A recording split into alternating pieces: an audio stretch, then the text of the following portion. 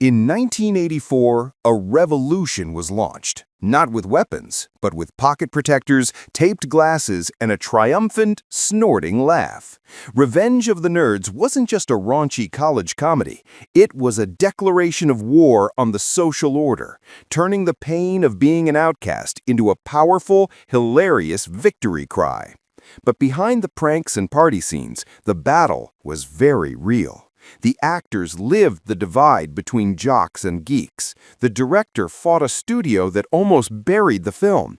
And a single, improvised moment would define nerd culture for a generation. Today, we're pledging Tri-Lambda to uncover the secrets of the uprising no one saw coming. If you've ever felt like an underdog, do us a favor and hit that subscribe button and ring the bell because you won't want to miss this. Now get ready for panty raids and programming because here are 10 things you didn't know about Revenge of the Nerds. Number 10. The pain that started it all. Revenge of the Nerds wasn't a high-concept Hollywood pitch. It was born from real-life frustration. Co-writers Steve Zacharias and Jeff Buhai based the script on their own humiliating college experiences of being mocked and ostracized for being different. The screenplay was their personal revenge, a way to fight back through laughter and prove that intelligence and individuality could win against brute force and arrogance. The studio thought they were getting a simple teen comedy, but what they got was a subversive manifesto from two guys who had lived the story. Number 9. The real frats tried to shut it down. When the production arrived at the University of Arizona, the on-screen conflict immediately spilled into the real world. The campus's real-life fraternity and sorority leaders got a hold of the script and panicked. Fearing the film would portray Greek life as a debaucherous mess and tarnish the university's reputation, they threatened to block filming entirely. Director Jeff Kanu had to personally plead his case to the Greek council, explaining that the movie wasn't about mocking them, but about a universal story of acceptance. They reluctantly agreed, but the irony was thick. A movie about outcasts fighting for their place was nearly cast out itself. Number 8. The Method Nerd. To prepare for his role as Louis Skolnick, Robert Carradine didn't just act like a nerd, he became one.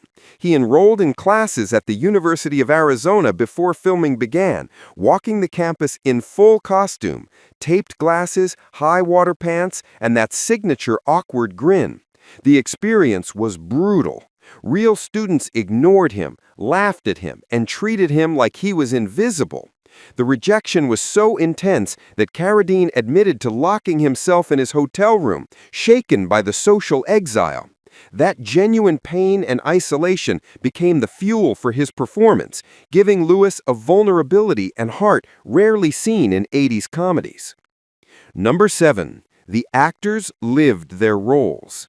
The on-screen war between the nerds and the alpha betas didn't stop when the cameras were off. The actors playing the jocks fully embraced their roles, throwing wild parties at their hotel and treating the production like one big frat mixer. Meanwhile, the actors playing the nerds kept to themselves, rehearsing, bonding, and living the quiet, isolated life of their characters. This real-life divide created a palpable tension on set. During crowd scenes, extras would often boo the nerds with a little too much enthusiasm, making the eventual triumph in the film's finale feel earned and emotionally real for the actors. Number 6. The soul of Booger. In the original script, the character of Booger was little more than a one-note gross-out joke, but actor Curtis Armstrong, desperate for work after Risky Business, decided to give the character a soul. He invented Booger's entire backstory, his lazy posture, his nasal voice, and his twisted sense of pride. He saw the character not as a punchline, but as a deeply insecure person using crudeness as a defense mechanism. Armstrong later realized he had unknowingly written about himself, channeling his own feelings of isolation into the character.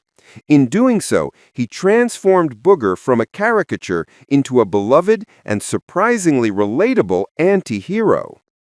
Number 5. The origin of the iconic nerd laugh. That unforgettable snorting nerd laugh was never in the script. It was completely improvised by James Cromwell, who played Lewis's father.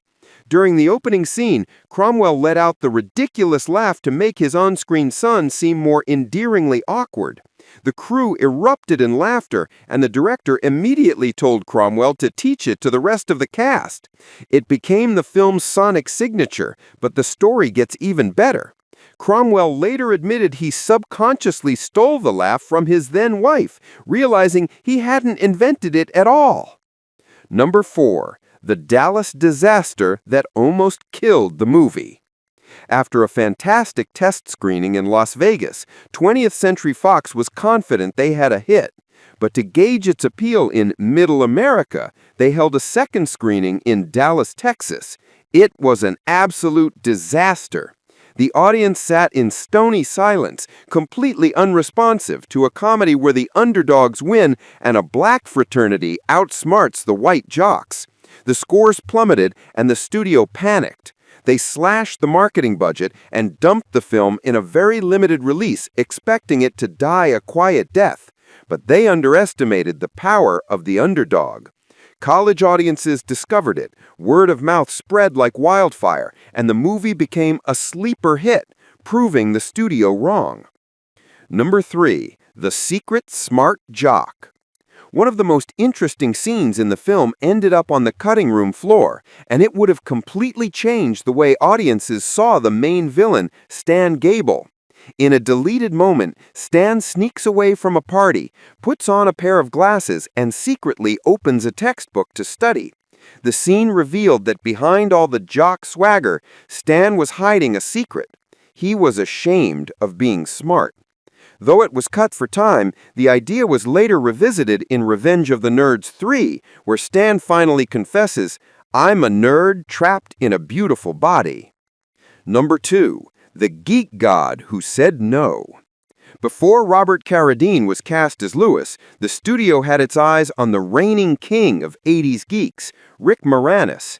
Fresh off his star-making roles in Ghostbusters and Strange Brew, Moranis was the obvious choice, but he turned it down, flat. He felt he had already cornered the market of lovable nerds and didn't want to parody himself. His decision opened the door for Carradine, who brought a different energy to the role, not a timid misfit, but a confident and defiant leader. And number 1, the Nerd Revolution. Before Revenge of the Nerds, the word nerd was purely an insult. The film single-handedly reclaimed it as a badge of honor. That cultural shift began with Gilbert's iconic speech at the end of the film, where he proudly declares, "I'm a nerd, and I'm pretty proud of it." Audiences didn't just laugh, they cheered. For the first time, a mainstream movie made intelligence, awkwardness, and individuality the ultimate superpowers. The film flipped the social hierarchy on its head and sent a powerful message that rippled through pop culture for decades, inspiring countless stories where the outsiders get to be the heroes. It didn't just tell a story, it started a movement. In the end, Revenge of the Nerds was never about getting even. It was a promise that the outcasts, the thinkers, and the misfits would one day run the world. 40 years later, looking at our tech-driven, fan-obsessed culture, it's safe to say that promise was kept. The nerds didn't just get revenge, they inherited the earth. If this movie ever made you proud to be different, drop us a comment and tell us about it. Until next time, stay nerdy.